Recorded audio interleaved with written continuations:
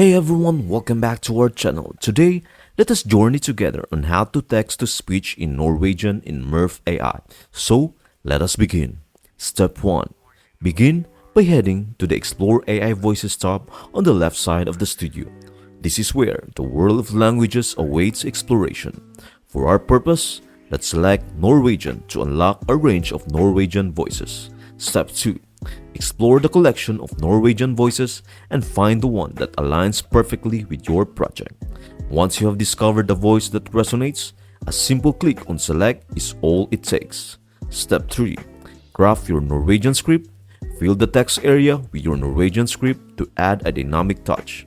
Feel free to adjust the speed, insert pauses, and customize it according to your preferences. Step 4. Experience the transformation. Eager to hear your Norwegian text come to life? Just click on Generate Audio to unveil the enchanting transformation. With just a few clicks, you have turned your text into captivating Norwegian speech, all thanks to the remarkable capabilities of Murf AI. I hope this guide has been insightful. Until our next video.